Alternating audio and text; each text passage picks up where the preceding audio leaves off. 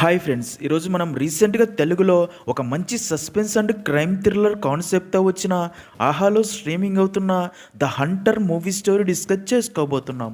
ఇలాగే మీకు ఇంకా ఏ మూవీ స్టోరీ అని ఎక్స్ప్లెనేషన్ కావాలి అంటే ఆ మూవీ నేమ్ అనేది కామెంట్ బాక్స్లో కామెంట్ చేయండి. ఇంకా ఏమాత్రం ఆలస్యం చేయకుండా మూవీలోకి వెళ్ళిపోదాం. మూవీ స్టార్ట్ అవ్వగానే పోలీసులకి ఆంధ్ర బార్డర్లో ఒక గుర్తు తెలియని శవం దొరకడంతో పోలీసులు ఆ శవం ఎవరిదో ఐడెంటిఫై చేయలేక ఆ శవం ఊహాచిత్రం ఆధారంగా వారే ఆ శవాన్ని పూడ్చిపెడుతున్నట్లు చూపిస్తారు. ఇక్కడే స్టోరీ 5 నెలల వెనక్కి వెళ్తుంది. ఒకరోజు పోలీసులకి తమిళనాడులోని ఒక నదిలో ఒక అమ్మాయి శవం దొరుకుతుంది. క్రైమ్ స్పాట్కి చేరుకున్న ఎస్ఐ రాజేంద్రన్ ఆ అమ్మాయి ఎవరో కనిపెట్టేందుకు ఫోరెన్సిక్ టీంని అక్కడికి పిలవగా ఆ అమ్మాయి మొహం పూర్తిగా ఉబ్బిపోయి డ్యామేజ్ అయి ఉండడం వల్ల ఫోరెన్సిక్ టీం కూడా ఆ అమ్మాయి ఎవరు అనేది కనిపెట్టలేకపోతారు. దాంతో ఎస్ఐ రాజేంద్రన్ తన టీంతో మనకి మరో దారి లేదు, శివాకి ఫోన్ చేసి వెంటనే ఇక్కడికి రమ్మని చెప్పండి అని చెప్తాడు.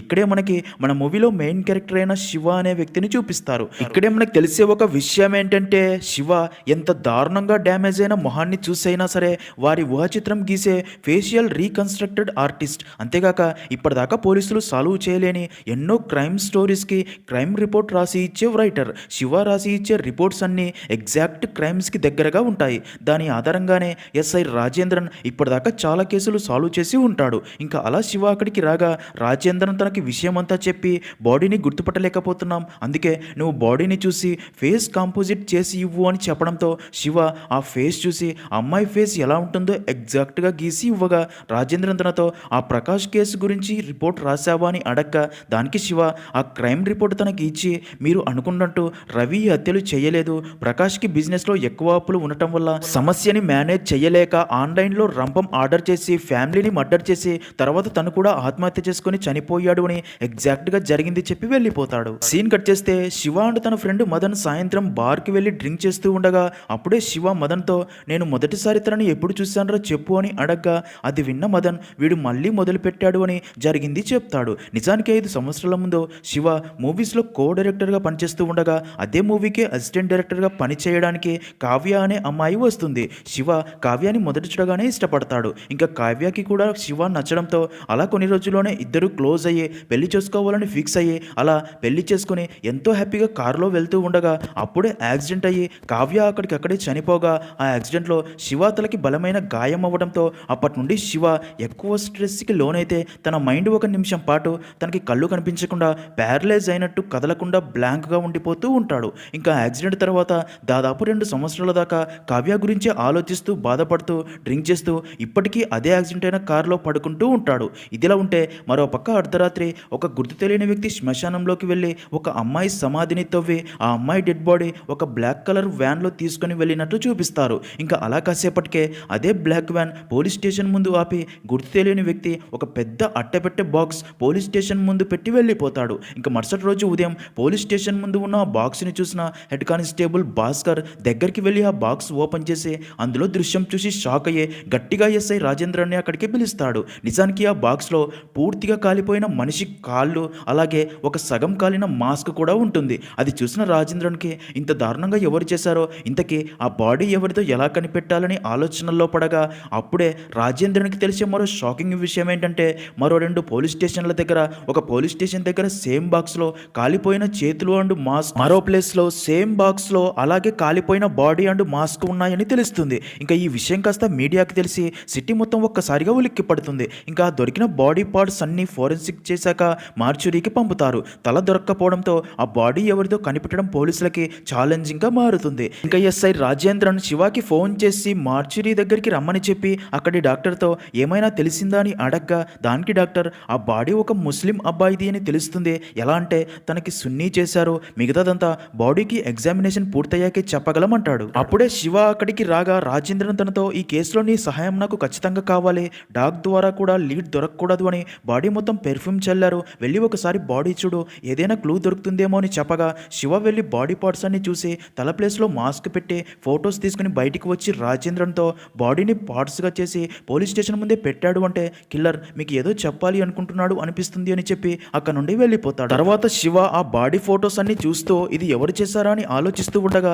అది చూసిన మదన్ తనతో క్రైమ్ సీన్స్ రాసి ఇవ్వటంతో ఆపేయండి బ్రో, ఇంత దారుణమైన కేసు గురించి మనకి అవసరమా అనగా దానికి శివ రాజేంద్రన్ సార్ హెల్ప్ అడగకపోయినా సరే ఈ కేసులో నేనే ఉండేవాడిని అని చెప్తాడు. మరో పక్క రాజేంద్రన్ ఆ కిల్లర్ ఎవరో కనిపెట్టాలి అని కేసు ఇన్వెస్టిగేషన్ స్టార్ట్ చేసి ఎవిడెన్స్లు సేకరిస్తూ ఉంటాడు. కానీ ఒక్క మెయిన్ లీడ్ కూడా దొరకదు. అలా 2 రోజులు గడిచిపోతాయి. రాజేంద్రన్ శివాకి ఫోన్ చేసి నువ్వు ఇంకా ఈ కేసులో ఇన్వాల్వ్ అవ్వద్దు అనగా దానికి శివ ఏమైంది సార్ అంటాడు. దానికి రాజేంద్రన్ చెప్పింది విను అని చెప్పి కాల్ కట్ చేస్తాడు. దాంతో శివాకి ఏమీ అర్థం కాదు. అలా 2 రోజులు గడిచిపోతాయి. ఇంకా 2 రోజుల నుండి రాజేంద్రన్తో మాట్లాడాలని ఫోన్ చేస్తున్నా సరే రాజేంద్రన్ ఫోన్ వర్క్ చేయకపోవడంతో శివ తనతో ఒకసారి మాట్లాడాలని పోలీస్ స్టేషన్కి వెళ్ళగా ఇక్కడే శివాకి తెలిసే షాకింగ్ విషయం ఏంటంటే 2 రోజులుగా రాజేంద్రన్ కనబడట్లేదు అని, తన ప్లేస్లో ఇన్స్పెక్టర్ ఇందుని అపాయింట్ చేశారు అని, తనే ఇప్పుడు ఆ కేసుతో పాటు రాజేంద్రన్ మిస్సింగ్ కేసు టేకప్ చేసి ఇన్వెస్టిగేషన్ స్టార్ట్ చేసింది అని తెలుస్తుంది. ఇంకా రాజేంద్రన్ ఏమయ్యాడో అర్థం కాక శివ అదే ఆలోచిస్తూ తను మొదట గీసి ఇచ్చిన అమ్మాయి ఫేస్ స్కెచ్ చూస్తూ ఉండగా అది చూసిన అక్కడి కానిస్టేబుల్ తనతో ఇది నదిలో దొరికిన అమ్మాయి డెడ్ బాడీ మొహమని నువ్వు గీసిందే, కానీ ఇది ఏ మిస్సింగ్ కంప్లైంట్తో మ్యాచ్ కాలేదు అనగా దానికి శివ ఒకవేళ ఇది కంప్లైంటే రాని కేసు అయ్యుండొచ్చు కదా అంటాడు. సీన్ కట్ చేస్తే ఇన్స్పెక్టర్ ఇందు రాజేంద్రన్ కాల్ హిస్టరీ చెక్ చేయగా తను శివతో చివరిగా మాట్లాడాడని తెలిసి శివ గురించి తెలుసుకుని తనని పోలీస్ స్టేషన్కి పిలిపించగా అప్పుడే శివ తనతో మేడం 3 బాక్సుల్లో దొరికిన చేతులు కాళ్ళు బాడీ ఒకరివి కాదు 3 వేరు వ్యక్తులది అయ్యే ఛాన్స్ ఉంది అని చెప్తాడు. అప్పుడే ఆ బాడీ పార్ట్స్కి పోస్ట్ మార్టం చేసిన డాక్టర్ ఇందుతో అందరూ అనుకుంటున్నట్లు ఇది ఒక వ్యక్తి బాడీ పార్ట్స్ కాదు 3 విక్టిమ్స్ బాడీ పార్ట్స్. ఇంకొక షాకింగ్ విషయం ఏంటంటే చేతులు ఒక లేడీది, వారి ఏజ్ 40 నుండి 50 ఉండే ఛాన్స్ ఉంది, ఎలాంటి ఎవిడెన్స్లు దొరకకుండా బాడీ పార్ట్స్ తగలబెట్టి పంపారు అని చెప్తాడు. అదంతా విన్న ఇందు శివ దగ్గరికి వచ్చి రాజేంద్రన్ చివరిగా నీకు కాల్ చేసి ఏం మాట్లాడారని అడగ్గా దానికి శివ ఈ కేసులో ఏదైనా డీటెయిల్స్ తెలిసాయా అని అడిగారు. ఎందుకంటే ఇంతకుముందు చాలా కేసుల్లో ఆయనకి క్రైమ్ రిపోర్ట్స్ రాసిచ్చాను, తనే ఈ కేసులో కూడా తనకి హెల్ప్ చేయమని అడిగారు అని చెప్తాడు. అది విన్న ఇందు అయితే ఈ కేసు గురించి నాకు టచ్లో ఉండు అని చెప్పి పంపుతుంది. అలా కొన్ని రోజులు గడిచిపోతాయి. ఈ కేసు ఇన్వెస్టిగేషన్లో ఇందుకి రాజేంద్రన్ మిస్ అయిన రోజు క్రైమ్ డే సీసీటీవీ ఫుటేజ్ స్టేషన్లో డిలీట్ అయినట్టు, ఇంకా కేసు ఎఫ్ఐఆర్లో కొన్ని ఫొటోస్ కూడా మిస్ అయినట్టు తెలుస్తుంది. ఇదంతా ఎవరు చేశారో, రాజేంద్రన్ ఏమైపోయాడో ఇందుకి ఎలాంటి క్లూ దొరకదు. దాంతో ఇందు పై ఆఫీసర్స్ ఈ కేసుని త్వరగా క్లోజ్ చేయమని ప్రెజర్ చేస్తూ ఉంటారు. ఇదిలా ఉంటే మరో పక్క శివ తను అప్పటిదాకా రాసిచ్చిన క్రైమ్ రిపోర్ట్స్ కేసులన్నీ గుర్తు చేసుకోగా ఒకసారి ఒక మహిళ పోలీస్ స్టేషన్కి వచ్చి శ్మశానంలో పూడ్చిపెట్టిన తన కూతురి శవం కనిపించడం లేదని కంప్లైంట్ ఇవ్వడానికి వచ్చిన విషయం గుర్తు చేసుకుని, అంటే ఈ మాస్క్ మీనింగ్ ప్రాణం లేని శరీరం అయి ఉంటుంది అని వెంటనే వెళ్ళి ఇందుకి అదే విషయం చెప్పి ఆ కేసుకి ఈ కేసుకి లింక్ ఉందేమో అని డౌట్ ఉందని చెప్పి ఆ మహిళని కలిసి మాట్లాడి తర్వాత సిటీలోని పోలీస్ స్టేషన్లలో ఇలా డెడ్ బాడీ మిస్సింగ్ అని కంప్లైంట్స్ ఉన్నాయేమో అని అన్ని పోలీస్ స్టేషన్ల నుండి డీటెయిల్స్ తెలుసుకోగా అలా 8 కేసులు ఫైల్ అయ్యాయని, అలాగే శివ ఆ రోజు గీసిన అమ్మాయి ఫేస్ స్కెచ్ ఒక కేసుతో మ్యాచ్ అయ్యిందని తెలుస్తుంది. అంతేకాక 10 రోజుల ముందు కూడా ఇలా శ్మశానం నుండి ఒక అమ్మాయి బాడీ మిస్ అయిందని ఒక పోలీస్ స్టేషన్లో కంప్లైంట్ ఫైల్ అయిందని తెలిసి ఇందు అండ్ శివ ఆ డెడ్ బాడీ మిస్ అయిన శ్మశానం దగ్గరికి వెళ్ళి అక్కడ సీసీటీవీ ఫుటేజ్ చెక్ చేయగా నెంబర్ ప్లేట్ లేని ఒక బ్లాక్ వ్యాన్లో డెడ్ బాడీని తీసుకెళ్లినట్లు తెలుస్తుంది. అప్పుడే ఇందుకి ఒక పోలీస్ స్టేషన్ నుండి ఎస్ఐ ఫోన్ చేసి మేడం మీరు విచారిస్తున్న కేసు లాంటి కేసే మా స్టేషన్లో ఒక కేసు రిజిస్టర్ అయ్యింది, అయితే ఆ బాడీకి ఇన్నర్ ఆర్గాన్స్ ఏవీ లేవు, పైగా ఎంబ్లామింగ్ చేశారు అని చెప్పి డీటెయిల్స్ పంపుతాడు. ఇందు అదే విషయం శివాకి చెప్పి అసలు వాడు డెడ్ బాడీస్తో ఏం చేస్తున్నాడో అంటుంది. బాగా ఆలోచించిన Shiva madam mortuary vans drivers అందరినీ పిలిచి ఎంక్వైరీ చేద్దాం, ఆ కిల్లర్ వాడేది కూడా సేమ్ అదే వ్యాన్ అని చెప్పడంతో అలా ఇందు సిటీలోని మార్చురీ వ్యాన్స్ డ్రైవర్స్ అందరినీ పోలీస్ స్టేషన్కి పిలిచి ఎంక్వైరీ చేస్తూ ఉండగా అప్పుడే ఒక వ్యక్తి అక్కడే ఉన్న డెడ్ బాడీ పార్ట్స్తో పాటు ఉన్న మాస్క్ని చూసి మేడం దీన్ని నా బండిలో చూశాను, 2 సంవత్సరాల ముందు ఒక రోజు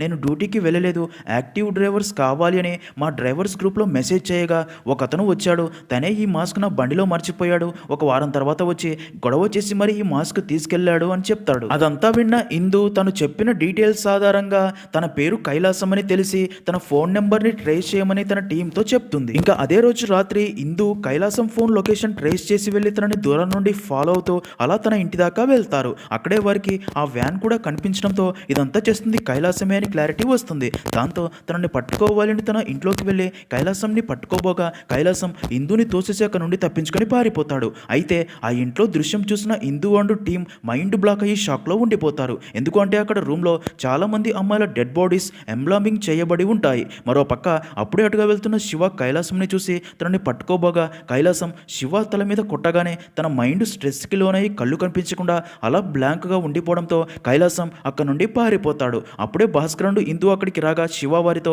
కైలాసం తప్పించుకొని పారిపోయాడని చెప్తాడు. అప్పుడే ఇందు తన టీంతో సిటీ మొత్తం కైలాసం కోసం వెతకమని చెప్పి అలా కైలాసం కోసం వెతుకుతూ ఉంటారు. ఇంకా మరుసటి రోజు ఉదయం ఇందుకి ఒక కానిస్టేబుల్ ఫోన్ చేసి, మేడం ఇక్కడ ఒక బాక్స్లో పూర్తిగా కాలిపోయిన స్థితిలో ఒక తల ఇంకా మాస్క్ ఉన్నాయని చెప్పడంతో అది విన్న ఇందు షాక్ అయ్యి ఆ కాలిపోయిన తల గురించి శివాకి చెప్పి ఇది ఎవరిదో ఫేస్ డ్రా చేయమనగా అలా శివ ఆ కాలిపోయిన తలని చూసి అది ఎవరి మొహమో డ్రా చేస్తాడు. అది చూసిన ఇందు అంటూ టీం షాక్ అవుతారు. ఎందుకు అంటే శివ డ్రా చేసింది కైలాసం ఫేసే. అది చూసిన ఇందుకి తనదే ఈ ఫేస్ అయితే మరి ఇతన్ని హత్య చేసింది ఎవరు, ఇప్పటిదాకా హత్యలు చేసింది ఎవరు, దీని వెనక ఎవరో ఉన్నారు అని డౌట్ వస్తుంది. నిజమైన నిందితుడు ఎవరో అర్థం కాక ఇందు ఆలోచనలో పడుతుంది. అన్ని టీవీ ఛానల్స్లో కూడా ఇదే న్యూస్ చూపిస్తూ ఉండడంతో సిటీలోని ప్రజలందరూ దీని గురించే మాట్లాడుకుంటూ ఉంటారు. దాంతో ఇందు పై ఆఫీసర్స్ ఇందుకి ఫోన్ చేసి అసలు ఈ కేసులో ఏం జరుగుతుంది, ఈ కేసులో కిల్లర్ కైలాసం అని తనని పట్టుకున్నామని చెప్పావు, మరి ఇప్పుడు కైలాసంని చంపింది ఎవరు, సిచ్యుయేషన్ అవుట్ ఆఫ్ కంట్రోల్ అయ్యేలా ఉంది, నీకు ఒక వారం రోజులు మాత్రమే టైం ఇస్తున్నా, అప్పట్లోగా కిల్లర్ని కనిపెట్టి కేసు క్లోజ్ చేయకపోతే కేసుని సిబిసిఐడికి అప్పగిస్తామని సీరియస్ అవుతారు. అది విన్న ఇందు కూడా కొంచెం ఫీల్ అయ్యి కానిస్టేబుల్ భాస్కర్తో అసలు మనం ఈ కేసులో ఏదో లింక్ మిస్ అవుతున్నాం, అది ఏంటో అర్థం కావటం లేదు అని చెప్తుంది. సీన్ కట్ చేస్తే బాగా ఆలోచించిన ఇందు వెళ్ళి శివాని కలిసి ఈ కేసు విషయంలో పై ఆఫీసర్స్ నుండి ప్రెషర్ ఎక్కువైంది, రాజేంద్రన్ సార్ గురించి కూడా ఎలాంటి ఇన్ఫర్మేషన్ తెలియలేదు, ఇంకా మీడియా వారికి ఇష్టం వచ్చినట్లు రాస్తున్నారు, అందుకే నువ్వు కూడా ఇంకా ఈ కేసుకి దూరంగా ఉండు అని చెప్పి, అవును ఆ రోజు నీ నుండి కైలాసం ఎలా తప్పించుకున్నాడని అడగ్గా దానికి శివ నాకు యాక్సిడెంట్ అయినప్పటి నుండి చాలా స్ట్రెస్ ఫీల్ అయితే నాకు కళ్ళు కనిపించకుండా పోతాయి, దాదాపు 1 నిమిషం దాకా అలా మైండ్ బ్లాంక్లో ఉండిపోతుంది, కానీ ఆ రోజు బ్లాంక్ అయ్యి నిలబడి ఉన్నప్పుడు బ్లర్లో కైలాసాన్ని ఎవరో కాపాడారు అని చెప్తాడు. అది విన్న ఇందు ఏం మాట్లాడుతున్నావు శివ, మనకి దొరికింది కైలాసం తల, మరి తనని కాపాడారు అని చెప్తున్నావేంటి అంటుంది. దానికి శివ నిజమే మేడం, 2 చోట్ల చూసింది ఒకే మార్చురీ వ్యానే, నాకు తెలిసి ఆ డెడ్ బాడీస్ అన్ని తీసుకెళ్ళింది కైలాసమే అయి ఉండాలి, తన తల కూడా మనకి బాక్స్లోనే దొరికింది అంటే కైలాసం వెనుక మరొకరు ఉన్నారు, ఎక్కడ కైలాసం దొరికిపోతే తను కూడా దొరికిపోతానేమో అని సేమ్ అదే ప్యాటర్న్లో కైలాసంని చంపేశాడు అని చెప్తాడు. ఇక్కడే మనకి కైలాసం వెనుక ఉన్న వ్యక్తిని కూడా చూపిస్తారు. నిజానికి కైలాసం అమ్మాయిల డెడ్ బాడీస్ని శ్మశానం నుండి తీసుకొస్తూ ఉంటాడు, తర్వాత అంతా చేసేది ఈ వ్యక్తే. ఇంకా ఆ రోజు పోలీసులు కైలాసంని ఫాలో అవుతూ తన ఇంటి దాకా వచ్చినప్పుడు ఆ వ్యక్తి కూడా అదే ఇంట్లో అమ్మాయిల డెడ్ బాడీస్తో పాటు పడుకొని ఉంటాడు. అయితే పోలీసులు డోర్ దగ్గర వెయిట్ చేస్తూ ఉన్నప్పుడు కానిస్టేబుల్ భాస్కర్ తన వాకీటాకీ ఆఫ్ చేయకపోవడం వల్ల ఆ సౌండ్ విన్న ఆ వ్యక్తి కైలాసంని కూడా పారిపోమని చెప్పి తనకంటే ముందే తను కూడా పారిపోతాడు. ఇంకా శివ కైలాసాన్ని పట్టుకొని కొడుతున్నప్పుడు ఆ వ్యక్తి దూరం నుండి అదంతా చూసి ఉంటాడు. ఇంతకీ ఆ వ్యక్తి ఎవరు, అమ్మాయిల డెడ్ బాడీస్తో ఏం చేస్తున్నాడు అనేది స్టోరీ ముందుకు వెళ్లే కొద్దీ తెలుస్తుంది. ఇక స్టోరీ ప్రజెంట్లో ఇందు కానిస్టేబుల్ భాస్కర్తో నువ్వు వెళ్ళి శివాని కలిసి ఇక మీదట తను ఈ కేసులో ఇన్వాల్వ్ అవ్వద్దు అని, అలాగే ఈ కేసు గురించి పోలీస్ స్టేషన్ కూడా రావద్దు అని చెప్పు అని చెప్పగా భాస్కర్ వెళ్ళి శివాని కలిసి అదే విషయం చెప్తాడు. అయితే అప్పటికే భాస్కర్ని ఫాలో అవుతూ వచ్చిన అదే కిల్లర్ వారిపై ఐరన్ రాడ్తో అటాక్ చేయగా భాస్కర్ తలకి గాయమై స్రో కోల్పోగా శివ తనపై ఎదురుదాడి చేసి తన ఫేస్కి ఉన్న మాస్క్ తీసి తన ఫేస్ చూడాలని చాలా ట్రై చేస్తాడు, కానీ ఆ కిల్లర్ తన నుండి తప్పించుకొని పారిపోతాడు. ఇంకా తర్వాత భాస్కర్ని హాస్పిటల్కి తీసుకెళ్లి ట్రీట్మెంట్ చేయిస్తాడు. అప్పుడే భాస్కర్ శివతో తన ఫేస్ అయినా చూసావా, తను ఎవరు అనేది తెలిసిందా అని అడగ్గా దానికి శివ అవన్నీ మనం తర్వాత మాట్లాడుకుందాం, మీరు వెళ్ళి ముందు రెస్ట్ తీసుకోండి అని చెప్పి ఆటోలో ఇంటికి పంపుతాడు. అయితే భాస్కర్ ఎందుకో టెన్షన్గా ఉండటం శివ గమనిస్తాడు, ఎందుకు అనేది అర్థం కాదు. అప్పుడే బాగా ఆలోచించిన శివకి ప్రతిసారి బాడీ పార్ట్స్ ఉంచిన అట్టపెట్టే బాక్స్పై ఉన్న బార్కోడ్ని స్కాన్ చేసి చూస్తే అది కొరటూరు వసంతండుకోలో కొన్నట్టు తెలుస్తుంది. దాని ఆధారంగా శివ సొంతంగా ఎంక్వైరీ స్టార్ట్ చేసి ఫుల్ ఇన్ఫర్మేషన్ తెలుసుకుంటూ ఉంటాడు. మరోపక్క ఎస్ఐ ఇందు కూడా కేసు ఇన్వెస్టిగేషన్లో భాగంగా డీటెయిల్స్ తెలుసుకోవడానికి ట్రై చేస్తూ ఉంటుంది. అలా కొన్ని రోజులు గడిచిపోతాయి. శివ ఈ కేసులో నిజాలన్నీ తెలుసుకుని క్రైమ్ రిపోర్ట్ కూడా రెడీ చేస్తూ ఉంటాడు. ఒక రోజు శివ మూవీ స్టార్టింగ్లో ఒక గుర్తు తెలియని డెడ్ బాడీ పోలీసులకి దొరికింది అని చూపిస్తారు కదా, పోలీసులు ఆ డెడ్ బాడీని ఐడెంటిఫై చేయలేక శివాని అక్కడికి పిలిచి ఆ శవం ఫేస్ చూపించి తన ఫేస్ డ్రా చేయమనగా శివ ఆ శవం ఫేస్ డ్రా చేస్తూ ఉంటాడు. అప్పుడే ఇందు శివకి ఫోన్ చేసి, శివ మర్డర్ గురించి నాకు చాలా డీటెయిల్స్ అందాయి, నాకు చాలా కన్ఫ్యూజన్గా ఉంది, నీతో ఒకసారి మాట్లాడాలి అనగా దానికి శివ నేను ఆంధ్రాలో ఉన్నాను, రేపు వచ్చి కలుస్తాను అని చెప్తాడు.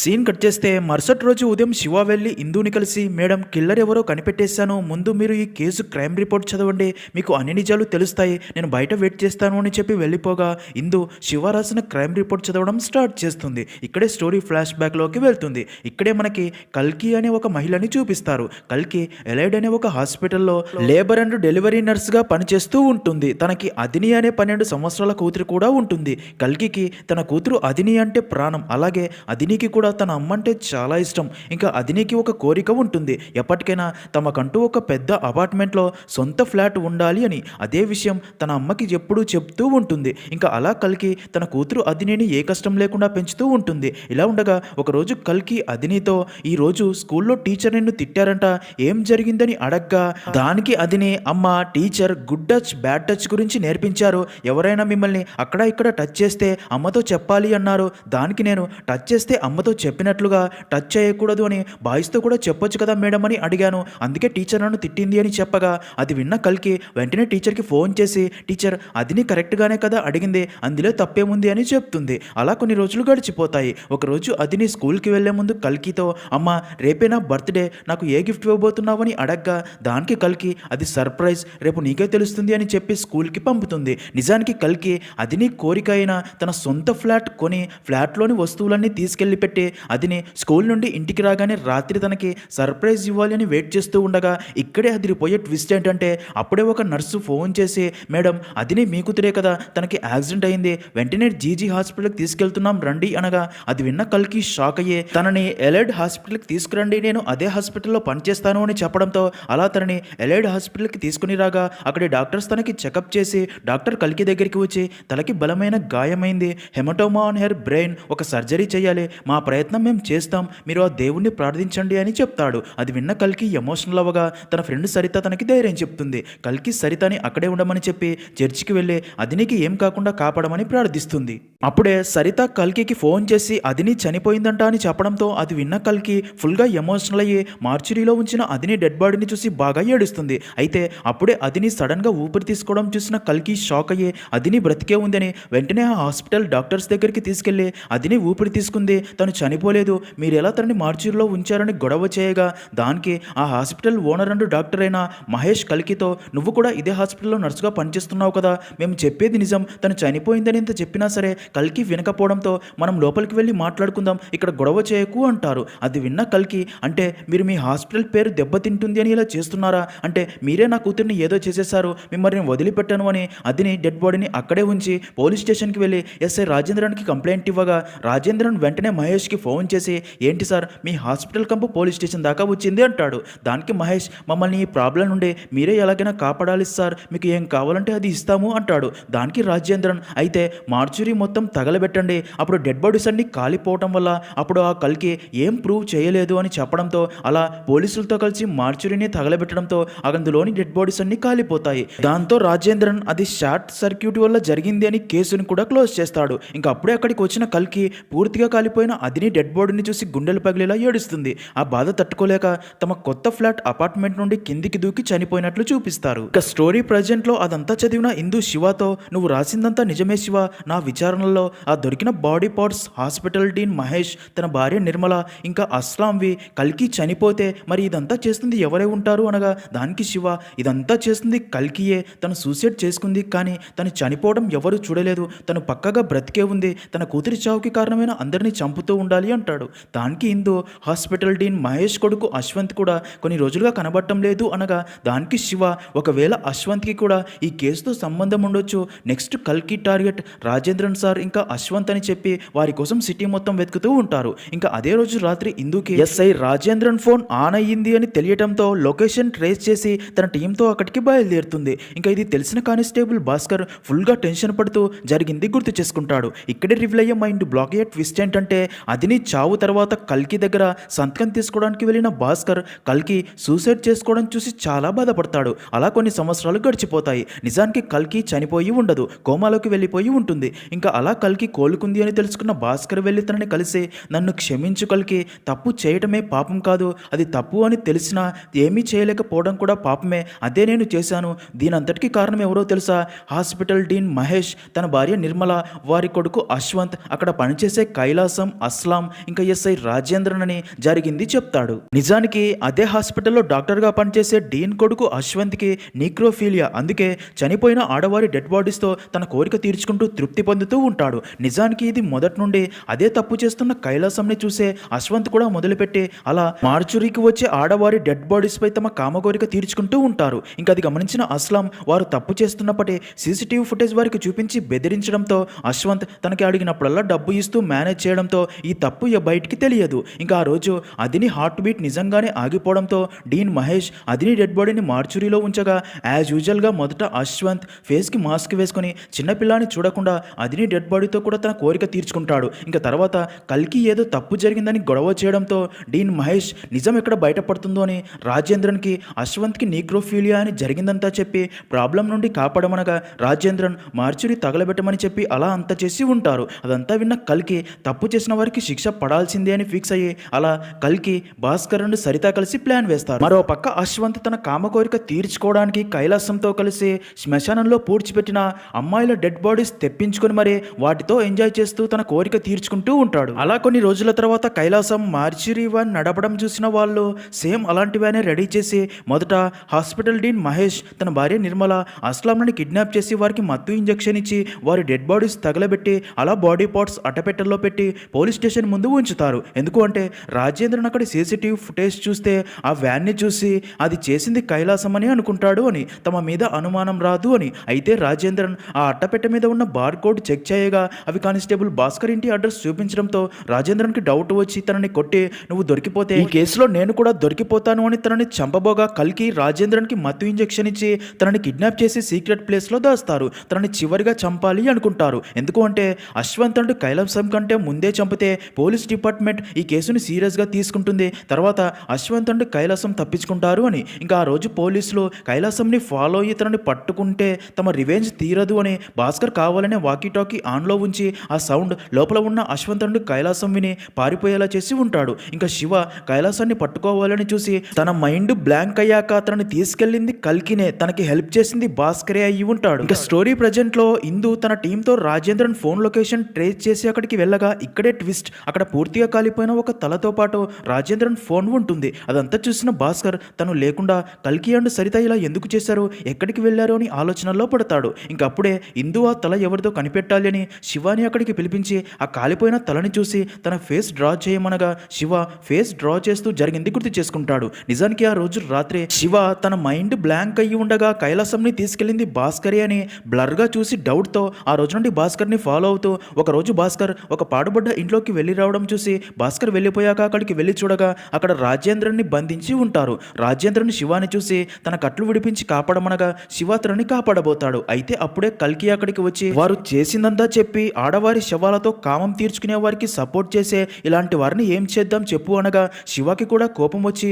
రాజేంద్రని కొట్టబోగా అప్పుడే అక్కడికి అశ్వంత్ వచ్చి శివపై అటాక్ చేసి కొట్టి రాజేంద్రన్ కట్లు విడిపిస్తాడు. అలా వారి మధ్య చాలాసేపు ఫైట్ తర్వాత అశ్వంత్ శివ తలపై కొట్టగా తన మైండ్ బ్లాంక్ అవ్వడంతో అశ్వంత్ కత్తితో కల్కిని పొడిచి గాయపరుస్తాడు. తర్వాత శివాని చంపాలి అనుకోగా అప్పుడే శివ నార్మల్ అయ్యి అదే కత్తితో అశ్వంత్ అండ్ రాజేంద్రన్ని చంపుతాడు. అప్పుడే కల్కి శివతో రాజేంద్రన్ శవం కూడా ఎవరికి దొరకకూడదు, అప్పుడే ఈ కేసును డిపార్ట్మెంట్ సీరియస్గా తీసుకోదు అని చెప్పడంతో శివ అశ్వంత్ డెడ్ బాడీ తగలబెట్టి తన తల అక్కడే పెట్టి తర్వాత అంబులెన్స్లో రాజేంద్రన్ కాలిపోయిన డెడ్ బాడీ తీసుకెళ్లి ఆంధ్ర బార్డర్లో పడేసి వస్తాడు. మూవీ స్టార్టింగ్లో చూపించింది ఇదే డెడ్ బాడీని. పోలీసులు ఆ డెడ్ బాడీని ఐడెంటిఫై చేయలేక శివానే మళ్ళీ అక్కడికి పిలిచి తన ఫేస్ డ్రా చేయమనగా తను కైలాసం ఫేస్ డ్రా చేసి వారికి ఇచ్చి వచ్చి ఉంటాడు. దాంతో రాజేంద్రన్ గురించి ఇంకా ఎవరికి తెలియదు. ఇంకా ఇక్కడ కాలిపోయిన తలని చూసి అశ్వంత్ ఫేస్ డ్రా చేయడంతో ఇందు అండ్ టీంకి అయితే రాజేంద్రన్ ఏమయ్యాడో అర్థం కాదు. శివ వారితో కల్కి దొరికితేనే రాజేంద్రన్ ఎక్కడ ఉన్నాడో తెలుసుకోగలమని చెప్తాడు. తర్వాత శివ శ్మశానానికి వెళ్ళి ఒక సమాధికి పూలు పెడుతూ ఉండగా భాస్కర్ అక్కడికి వచ్చి తనతో కల్కి ఎక్కడ శివ అని అడగ్గా దానికి శివ తనకి మీరు చాలా సహాయం చేశారంట, తను మీకు థ్యాంక్స్ చెప్పమంది అని చెప్పి ఆ సమాధి చూపించి వెళ్తాడు. నిజానికి కల్కి ఆ రోజే కత్తి గాయాలతో చనిపోయి ఉంటుంది. అంటే కల్కి ఎప్పటికీ దొరకదు, ఇంకా రాజేంద్రన్ గురించి ఎవ్వరికీ ఎప్పటికీ తెలియదన్నమాట. నెక్స్ట్ సీన్ లో శివ తను అప్పటిదాకా సాల్వ్ చేసిన కేసులకు సంబంధించిన అన్ని ఎవిడెన్స్లు కాల్ చేస్తూ ఉండగా అది చూసిన తన ఫ్రెండ్ ఏంటి శివ అన్ని నిజాలు తగలబెడుతున్నావేంటని అడగ్గా దానికి శివ ఇక్కడ అన్ని నిజాలు వాటి న్యాయాన్ని అవే వెతుక్కుంటాయిరా, నిజానికి న్యాయానికి మధ్య మనం ఎవరం, నేను ఇక మీదట క్రైమ్ రిపోర్ట్స్ రాయను అంటాడు. అప్పుడే శివ జరిగింది గుర్తు చేసుకుంటాడు. ఇక్కడే రివీల్ అయ్యే మైండ్ బ్లాక్ అయ్యే ట్విస్ట్ ఏంటంటే నిజానికి ఆ రోజు శివ అండ్ కావ్య పెళ్లి చేసుకుని కారులో మాట్లాడుకుంటూ వేగంగా వెళ్తూ ఉండగా అదే టైంకే అదిని రోడ్డు క్రాస్ చేస్తూ శివ కారు వేగంగా రావడంతో భయంతో రోడ్డు మధ్యలోనే నిలబడిపోగా శివ తనని చూసి తప్పించబోయి కారు పక్కకి తిప్పగా కారు వేగంలో ఉండడంతో యాక్సిడెంట్ అయ్యి కావ్య అండ్ శివలకి బలమైన గాయాలు అవుతాయి. ఇంకా అప్పుడే మరొక ట్రక్కు వేగంగా వచ్చి అదినిని గుద్దేయడంతో అదినికి కూడా తీవ్రంగా గాయాలు అవుతాయి. శివ అండ్ కావ్య ఇంకా అదినిని అదే హాస్పిటల్కి తీసుకెళ్లగా కావ్య అండ్ అదిని అన్నీ చనిపోవడంతో వారి డెడ్ బాడీస్ మార్చురీలో ఉంచగా నిజానికి ఆ రోజు అశ్వంత్ అండ్ కైలాసం, కావ్య అండ్ అదిని ఇద్దరి డెడ్ బాడీస్తో తమ కోరిక తీర్చుకొని ఉంటారు. నిజాలు తమ న్యాయాన్ని అవే వెతుక్కుంటాయి అనే మాటతో మూవీ అనేది ఎండ్ అవుతుంది.